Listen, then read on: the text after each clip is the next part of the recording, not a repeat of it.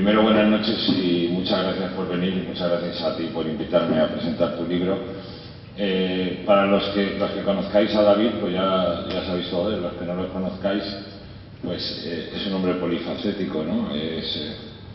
O ha sido, o eso sigue siendo, aparte de escritor, actor de cine, guionista, si me olvido algo, me lo dices, corresponsal de guerra, también tuviste un programa de televisión, poeta, guionista, y ahora finalmente ha escrito tu primera novela, ¿no? Los hijos del sol negro. Es decir, ha hecho de todo. Conmigo, bueno, yo le conozco hace mucho tiempo porque le conocí de muy jovencito, es íntimo amigo de mi sobrino, y le vi en un corto que hizo mi sobrino hace 20 años por lo menos, que hacía de gángster malvado y un estilo así como soprano, pero poco venido a menos. Y después ha trabajado conmigo en 2 películas, trabajó con nosotros en La Triste, que hizo un personaje, la verdad, muy complicado, que lo hizo estupendamente, lanzó a un condenado a muerte, espero que esto no sea, y que rodó una escena muy buena con Viggo Mortensen, y bueno, y después en mi otra película, en la última que hice, en Solo quiero caminar, también actuó con nosotros de un ruso atracador, ¿no es así? El físico de él es muy particular y muy bueno para malvados del cine, aunque él es un hombre lleno de bondad por dentro.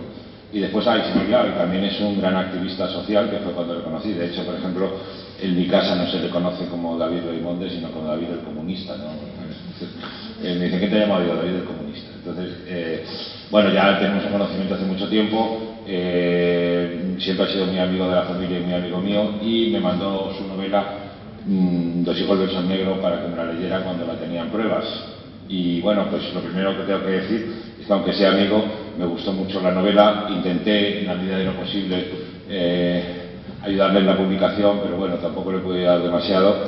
Y me gustó mucho la novela porque es una novela, para los que no hayáis leído, bastante poco corriente en la literatura española actual. Además, el tema, Los hijos del sol negro, el sol negro, supongo que casi todos lo sabréis, es como uno de los arcanos de la mitología nazi, y en la sede de los SS nazis está puesto el emblema del sol negro, estaba puesto, perdón, en el suelo, para que cuando pasaban los generales SS lo vieran.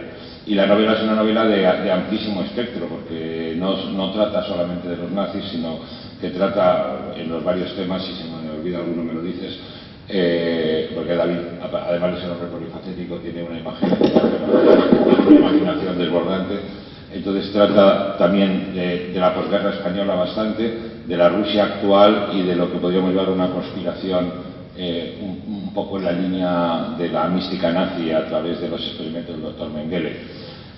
Como es un hombre de una gran fuerza de voluntad, no se resistió a lo que todos los escritores noveles se resisten, que es que mandan sus novelas a las editoriales no las leen, a no ser que sean muy conocidos por alguna otra razón, y no las publican. Entonces él mismo, en ese sentido, siempre ha sido así.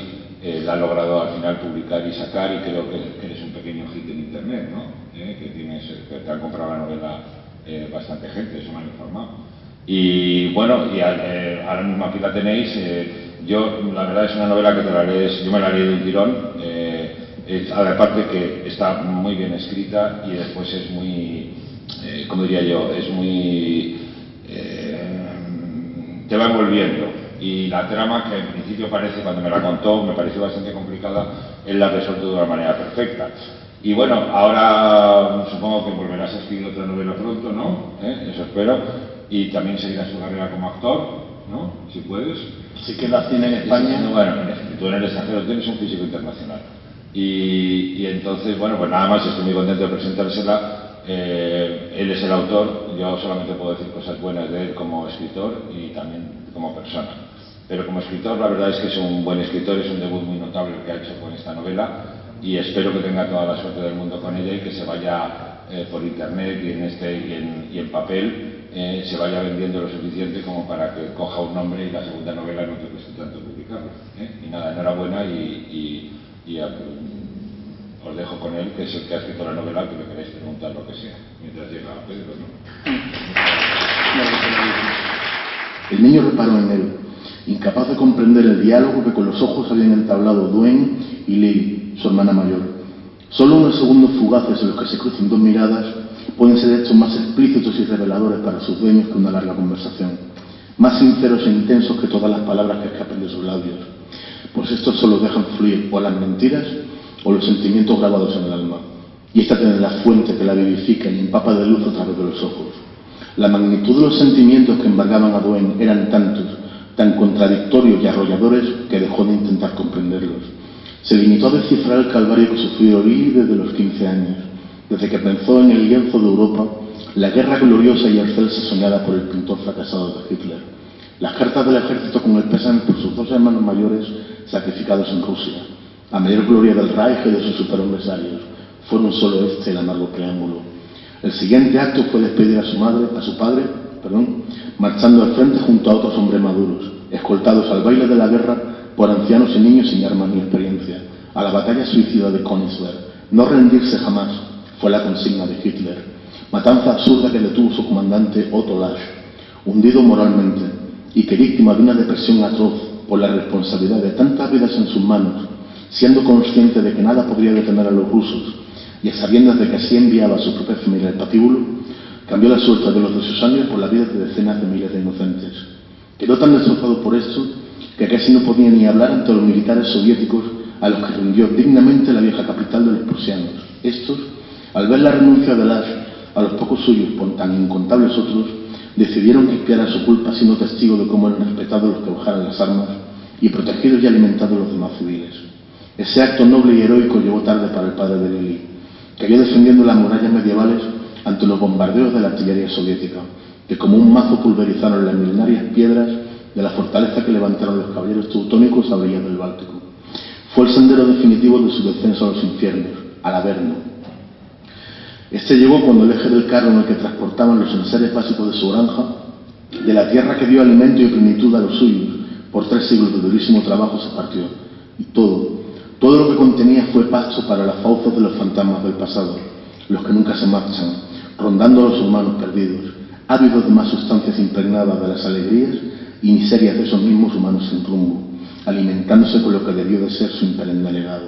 Ahí atrás, en la carretera, quedó el carromato con esos recuerdos en los que se anclan firmes las raíces de nuestro ser, un espejo que no refleja imágenes, sino que invoca olores, caricias, fuegos y pasiones, todo encerrado en ese cofre de añoranza que allí quedó, varado en la carretera, como una sirena que sigue a tierra a su enamorado pirata para morir naufragada esperándolo en la arena. Todo lo que fueron los Seidel quedó abandonado en una helada carretera a 20 grados bajo cero, las ropas más solemnes para las más majestuosas reuniones en las que celebraban su hermandad con otras familias alemanas, polacas y rusas. Las fotos, los cuadros y las cartas que transmitían la historia de 300 años de esfuerzos y sueños, como un sello lacrado que debieron de ser inmortales, o eran unas reliquias sin precio que quedaron abandonadas y marchitas, retratadas en una nívea estampa de quebranto y melancolía, bajo el fuego de la nieve que ardía en sus castos copos, bendecidos por el anciano invierno. Solo quedó el frío, ese asesino silencioso e implacable, el frío, su madre, su hermano y la bicicleta sueca que le regalaron en las Navidades de 1942. Hoy, hacía 3 años justos que Leopold, el Benjamín y mimado peluche de la casa, la vio bajo el árbol de luz e ilusión de la Navidad. El día que Leopold pudo sostenerse sin caer desde la bici, bajo la atenta mirada de Lily, a mediados de enero de 1943, llegó la carta agradeciendo el sacrificio de Hanke en Stalingrado. 2 meses antes llegó el panegírico de los héroes por Zacarías, una piedra más para el panteón de los muchachos convocados al Valhalla de los superhombres con tan solo 20 años. En ese terrible invierno en el que los nazis robaron la mitad del verano que labró en el jardín de la vida a Friedrich, el padre de Lily y Leopold, las únicas flores vivas y en pie de todas las que sembró y que aún no se habían tumbado bajo la tormenta de Hitler. Seguía la carretera, la procesión de los que huían creyendo que burlarían su fúnebre destino, un camino que no les guiaba a ninguna parte, si es que alguna parte era vida y esperanza. Seguía la carretera, seguía un camino sin retorno al hambre y la muerte como única salida, seguía la bicicleta, seguían los hermanos, pero ya no pudo continuar Lisanne, la madre de los vivos y los muertos, la amante del ausente, la consorte del fantasma. El tránsito al óbito bosquejó su bienvenida a la eternidad en la luz de sus labios, en la paz y el descanso de su gesto, esa luz que la recibió en la perpetua compañía de sus hijos y esposo, en ese mítico y divino lugar que, sea como sea, siempre será mejor que el infierno de los hombres en la tierra. Esa noche marchó, porque muerta ya estaba, solo atada a la vida por las almas que la seguían y veneraban, por su ternura, por los cuentos que les leía alumbrada por la luz de las velas, por la vida misma que ella les regaló, y ahora parecían malditos sus hijos por la locura de los hombres, hombres ebrios de odio y envanecidos de raza, que de tanto pedir al fuego pidiendo que les incendiara, ya no pudieron huir de sus llamas. Lili fue consciente de que todo se había desvanecido. Pasó de la ensoñación a la realidad. Perdón, ha llegado Pedro. ¿Termino esta parte y sigue Pedro? ¿Sí? Yo voy a explicar por qué estoy aquí presentando este libro. Primero porque David es mi amigo. Un título que para mí de luego es un honor. Cuando me dijo que Agustín iba a estar aquí, entonces se multiplicó mi satisfacción por poder compartir un espacio con personas a las que admiro y porque también reconozco en la sala muchas personas que desde luego creo que podrían suscribir esta carta de una ficción, pero de una ficción que David ha sabido recrear en una realidad. Esos monstruos, esos niños envenenados, son en definitiva la historia, como he dicho anteriormente, del siglo XX. La historia que artistas como Agustín, que artistas también saben escribir, como actores, como David y muchos, los que estáis aquí y pueblan por toda nuestra ciudad, por toda nuestra Andalucía, por toda España, nos permite seguir reflexionando sin caer en estereotipos, pero tampoco sin caer en el eclecticismo. Yo tengo la satisfacción de que en mis responsabilidades académicas, políticas y ciudadanas siempre he tenido claro que ni me gusta el alarmismo, no me gusta generar alarma, pero la bestia sigue. La bestia sigue existiendo. Yo no sé si como niños poseídos, si como futuros, en definitiva, dictadores, pero mientras existan sobre la tierra personas, que se les puede calificar como tal, que tengan como estructura vital, como prioridad vital, la liquidación física de los que no piensan como ellos, de los que entiendan que la sociedad está dividida entre superiores e inferiores, de los que entiendan que el asesinato, el crimen, son armas legítimas de actuación política, mientras esas bestias, me da igual, y en eso coincido con David, el uniforme que lleven, me da igual incluso cómo se autocalifiquen ellos, desde luego mientras existan, el género humano seguirá teniendo tajo, los derechos humanos seguirán siendo una prioridad y fundamentalmente, si logramos situarlo en su sitio, si logramos que se conviertan en una parte negra del pozo negro de la historia, creo que el género humano habrá triunfado. Novelas, insisto, con un trasfondo histórico muy riguroso. Yo quiero reiterar que David se ha tenido, perdóname la expresión, que currar mucho, porque una documentación histórica de un calado extraordinario. Agustín, como licenciado en Historia, pues supongo que también coincidirá conmigo, contribuyen a que los más jóvenes, los menos jóvenes, los más informados, los menos informados, sepan y recreen ese escenario que se dio no hace tanto tiempo y que desde luego podamos mantener la esperanza de que el arte siga siendo un elemento comprometido con el futuro de la humanidad. Muchas gracias.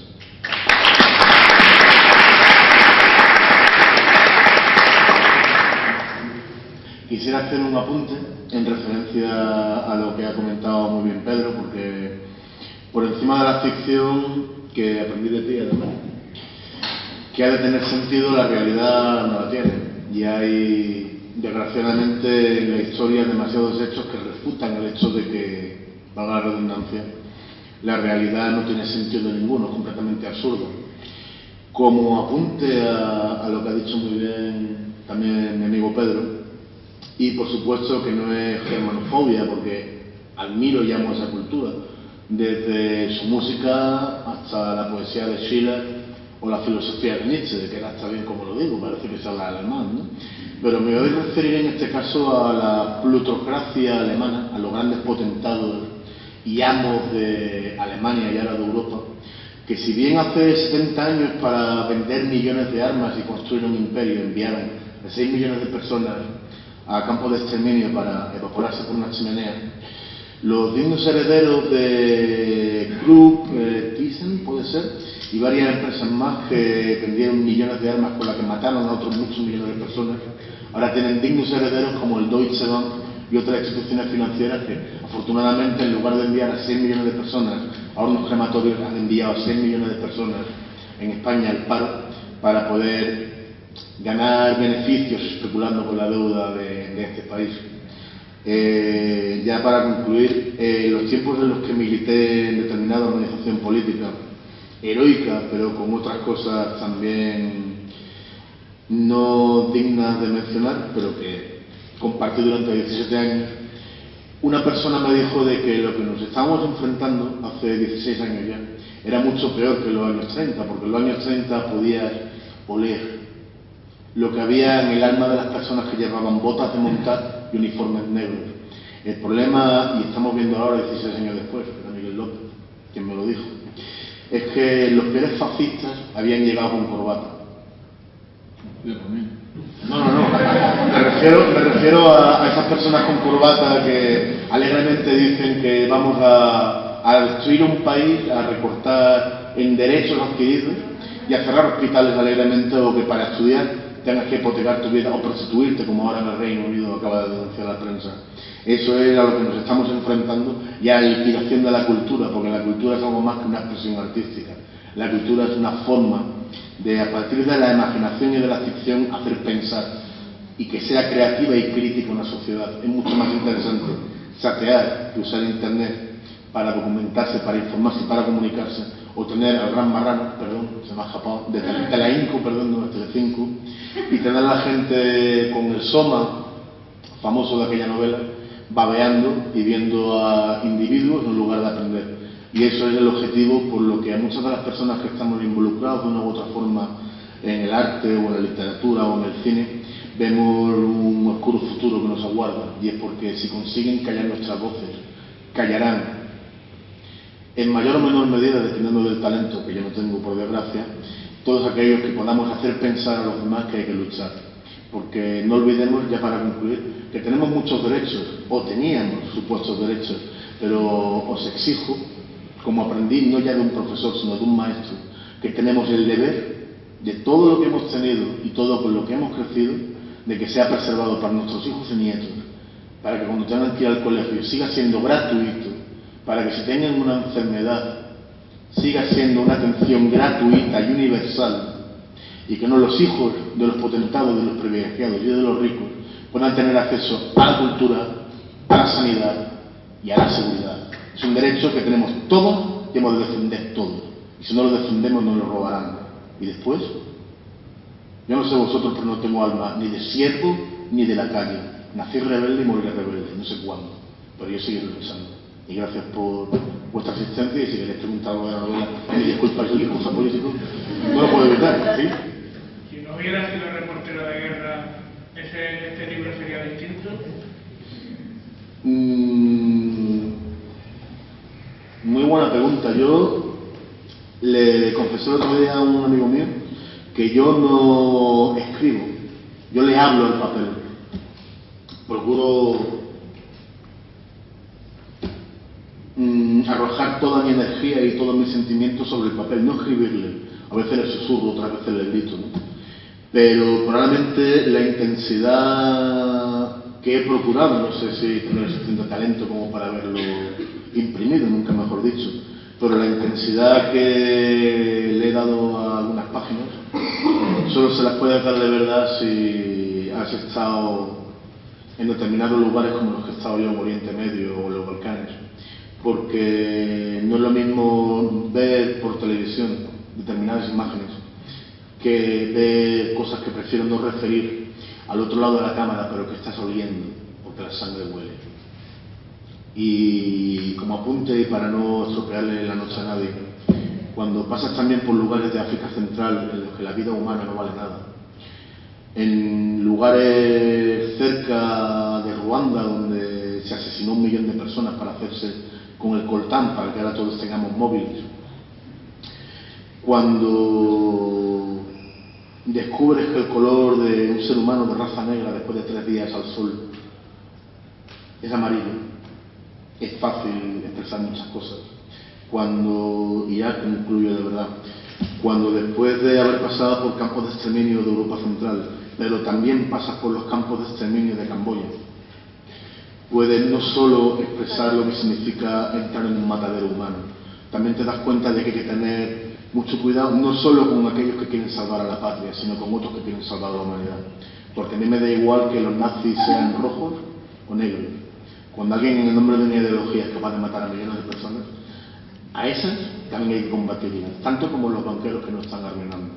Y hay que tener muchísimo cuidado para que no se repitan errores y errores del siglo XX.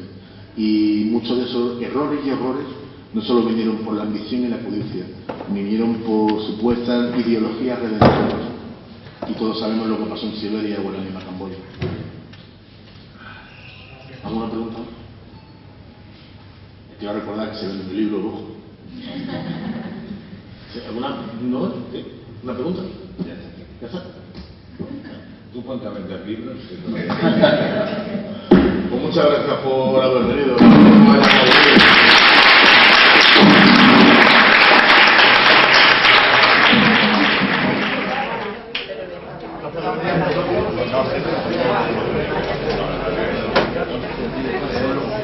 Creo que no voy a equivocado.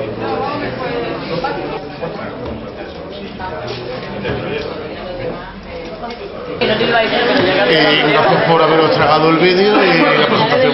Muchas gracias. Con todo mi cariño.